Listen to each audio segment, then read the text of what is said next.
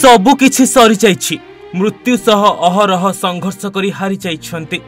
जम जंत्रणार मुक्ति पाइछन्ति सौम्याश्री। मनरे नहीं जाइछन्ति अनेक कष्ट, अनेक दुख, अनेक जंत्रणा। साहाय्य पाइनाहांती, केवल जहा मिलिछि निर्यातना। कॉलेजर नररूपी राक्षस माने तिल तिल करी देइछन्ति निर्यातना। हाँ आज्ञा, मृत्यु सहित 60 घंटार लड़ई। शेष जीवन युद्ध रे हारिगले फकीरमोहन महाविद्यालय कॉलेजर पीड़िता छात्री।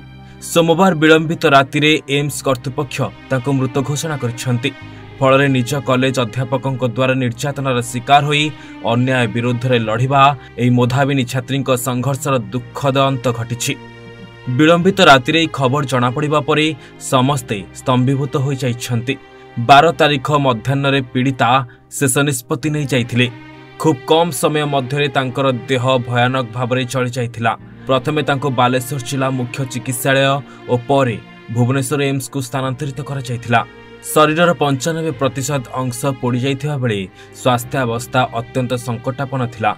तांको सर्वोत्तम चिकित्सा जोगाई देबा लगी एम्स रे एक 10 जणिया विशेषज्ञ डाक्तरी टीम गला 60 घंटा धरी दिन राति एक कर देथिले।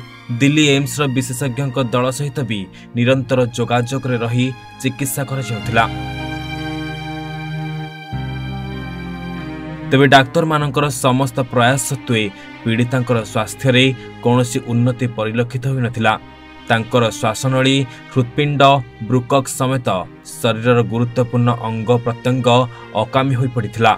शेषरे सोमवार राति प्राय 12टारे परिवार सदस्य और हॉस्पिटल उपस्थित थिबा सांग मानकु छात्री मृत्यु संपर्क में अवगत करा जायथिला।